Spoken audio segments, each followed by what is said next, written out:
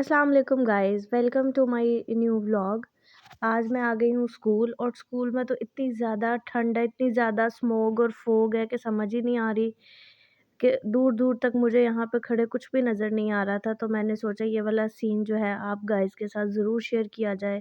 लेकिन ना मुझे एक चीज़ बिल्कुल भी समझ नहीं आती कि सुबह इतनी ठंड है और जैसे ही 10 बजते हैं इतनी तेज़ धूप हो जाती है कि उसमें बैठना भी मुश्किल हो जाता है। और मैं घर से आते हुए कुछ नट्स लेके आई थी। अब मैंने सोचा इस सर्दी में खड़े मैं नट्स खा लूँ और अब ये मेरी छुट्टी का टाइम हो गया है, बच्चे जो है वो अपने घरों को जा रहे हैं। यहाँ पे खड़े होके मैं भी अपने हस्बैंड का वेट कर रही हूँ। अब ये हम पिछले गेट की तरफ चलते हैं जहाँ से मुझे लेने आते हैं डेली। और आपको पता है गैस तो घर जाके जाने वाला ही होगा, तो इसलिए घर जाते ही मैं आपको डायरेक्ट जो है वो किचन में मिलूँगी। अब मैं किचन में आ चुकी हूँ और मैं लहसुन, अदरक और पुदीने की चटनी बना रही हूँ अपने पापा के लिए। और इसमें अनारदाना भी मिक्स किया है। ये सॉस जो है वो बहुत ही मज़े का लगता है। इसको आप दही में भी यूज़ कर सकते हैं, वैसे भी यूज़ कर सकते हैं। और जो पापा हैं उनको जो है वो ब्लड प्रेशर और शुगर का मसला है, उनके लिए बहुत मुफ़ीद है। और यहाँ पे अब मैं कर रही हूँ साग तैयार। पहले मैंने साग जो है वो काट के रख लिया था, अब मैं उसको धो रही हूँ। ये देखें, ये मैंने पतीले में साग डाल के, पानी डाल के जो था वो इसको पकने के लिए रख दिया।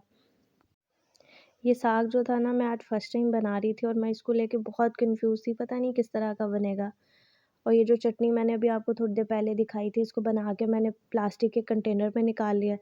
इस तरह ये फ्रीज़र में ना ख़राब नहीं होती, 1 हफ़्ता जो है वो ईज़िली चल जाती है। अब मैं इस कंटेनर को कवर करके फ्रिज में रख के आती हूँ। अब मैं साग देख रही हूँ हिला के कि इसके अंदर अगर पानी की मज़ीद ज़रूरत है तो इसके अंदर पानी वगैरह ऐड कर दूँ।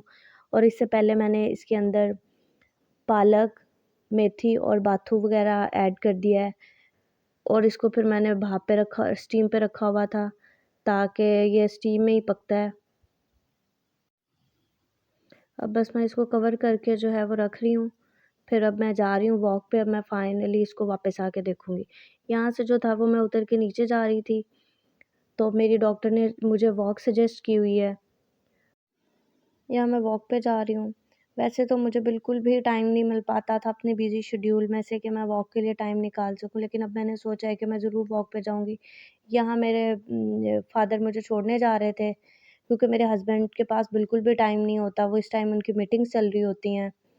तो मेरे फ़ादर इन लॉ ही वो मुझे इस टाइम डेली बेसिस पे छोड़ते हैं और डेली बेसिस पे वही मुझे लेते हैं। और यहाँ पे आते हुए ना मैं थोड़ा लेट हो रही थी, तो सॉक्स के लिए मेरे पास टाइम नहीं था, तो मैंने सॉक्स साथ में ले ली। सोचा कि वहीं पे जाके किसी बेंच पे बैठ के जो है मैं सॉक्स पहन लूँगी। तो यहाँ पे बैठ के मैं सॉक्स पहन रही थी और साथ में मैं ये सोच रही थी कि चलो मैं बहुत थकी हुई आई हूँ तो मैं थोड़ा रेस्ट कर लूँ। लेकिन जब आप घर से आ गए हो तो फिर रेस्ट करना कैसा, थोड़े से टाइम के लिए आई थी मैं। मैंने कहा नहीं, सोचा उठूँ और वॉक स्टार्ट करूँ। 2 5-10 मिनट अपने वेस्ट ना करूँ। यहाँ से मैं आपको पार्क का जो था वो फुल व्यू दिखा रही थी। यहाँ पे सामने जो है वो झूले वगैरह लगे हुए हैं जिस पे बच्चे, मोस्टली जो मदर्स जो हैं वो शाम के टाइम जो मोहल्ले की आंटियाँ वगैरह हैं वो अपने बच्चे वगैरह लेके आ जाती हैं। तो ये जो थी मैं वॉकिंग ट्रैक पे चल रही थी, लेकिन जो मैं वॉक जो है वो जॉगिंग ट्रैक पे करती हूँ, तो ये यहाँ से चल के जो है मैं जॉगिंग ट्रैक की तरफ जा रही थी। मैं जॉगिंग ट्रैक की तरफ जा रही हूँ। मुझे शादी के बाद मैं बहुत ज़्यादा मोटी हो गई थी। मुझे मेरी डॉक्टर ने कहा कि आपको जो है वो अपना वेट जो है वो लूज़ करना होगा। तो इसलिए जो है फिर मैंने सोचा कि मेरी अपीयरेंस भी मुझे कुछ सही नहीं लग रही थी। और वॉक वैसे भी मेल और फीमेल दोनों के लिए बहुत ज़्यादा अच्छी है। स्पेशली फ़ीमेल्स के लिए तो वॉक बहुत ही ज़्यादा इम्पॉर्टेंट है। और आजकल ब्लड प्रेशर, शुगर का जिनको भी मसला होता है, डॉक्टर उनको खुद सजेस्ट करते हैं कि आप जो है वो डेली बेसिस पे वॉक करें। क्योंकि जैसे ही आपका फ़ैट कंट्रोल होता है, आपका ब्लड प्रेशर और आपकी शुगर जो है वो बिल्कुल नॉर्मल हो जाती है। और हमारे यहाँ जो है पाकिस्तानी जो है वो ज़्यादा घर के खाने के बजाय जंक फूड को भी प्रेफ़र करते हैं, इसलिए भी वॉक बहुत ज़्यादा ज़रूरी है। तो ये मैं घर वापस आ गई थी। अब मैं जो है एक साइड पे साग रखा हुआ है जो कि मैंने आपको पहले भी दिखा चुकी हूँ, और दूसरी साइड पे मैं रोटियाँ बना रही थी। और पहले तो मैं अपने जो थी बाकी लोगों के लिए रोटियाँ बना रही थी, उसके बाद जो है वो मैंने अपने हस्बैंड के लिए अलहदा से रोटी बनानी होती है। वो खाते हैं होल ग्रेन आटे की रोटी। तो ये हमारा जो था साग तैयार हो चुका है। अब हम इसको लगा रहे हैं घोटा लगा रहे हैं, अब इसके बाद हम तड़का लगाते हैं।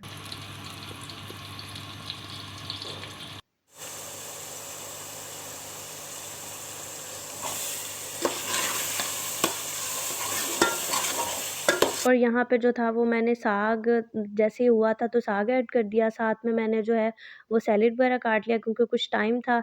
अब जो था वो मैं अपने फादर इन लॉ को जो है वो खाना देने जा रही थी और साथ मैंने अपने हस्बैंड का भी खाना लिया और वो मैं उनको ऊपर देने आई हूँ। तो ये मैंने उनके लिए अलहदा बाउल में साग निकाला था और ये अब मैं उनको डाल के दे रही हूँ कि आप टेस्ट करके बताएँ कि साग का टेस्ट जो है वो किस तरह का है। और मेरे हस्बैंड जो है वो बहुत ज़्यादा डाइट कॉन्शियस हैं और वो डॉक्टर अफ़ान कैसर को फ़ॉलो करते हैं। उन्होंने कहा हुआ है कि जो है ऑलिव ऑयल में आप एक्स्ट्रा वर्जिन ऑयल यूज़ करें, तो वो देसी घी वगैरह से अवॉइड करते हैं। तो वो ये जो मैं आपको दिखा रही हूँ यहाँ पे ऑलिव ऑयल एक्स्ट्रा वर्जिन वो साग के ऊपर डाल के मैं उनको दे रही थी कि अब आप टेस्ट करें और बताएँ कैसा है। तो ये मैंने अपने हस्बैंड को खाना दिया और ये ऑलिव ऑयल के बाद इस तरह जो थी वो मेरे साग की ओवरऑल लुक आ रही थी। देखने में तो मुझे बहुत ही ज़्यादा मज़े का लग रहा है, मेरे हस्बैंड खा के बताएँगे ये किस तरह का है। और साथ में मैं अपनी ग्रीन टी ले आई हूँ और अब इसको मैं जो है वो अपने रूम में जाके पीऊँगी, क्योंकि इतना थकने के बाद जो है वो मैं थोड़ा रिलैक्स होना चाह रही हूँ। इसके बाद मैंने जाना है अपनी मम्मा की तरफ। ये मैं आ गई हूँ अपने रूम में और रूम मेरा जो है वो आज काफ़ी मेसी हुआ हुआ है। तो इसको देख के आप लोग परेशान नहीं होइएगा क्योंकि वैसे मोस्टली ऐसा होता नहीं है। लेकिन आज चूँकि मैंने साग बनाया है और साग एक बहुत ही मुश्किल टास्क है और स्पेशली उन फीमेल्स के लिए जो कि इसको पहली दफ़ा बनाती हैं। इसलिए जो था ये मैं काम नहीं कर सकी। अब जो है वो मैं जा रही हूँ अपनी मम्मा की तरफ, तो उन्होंने मुझे अपनी कुछ मेडिसिन्स लाने का कहा था।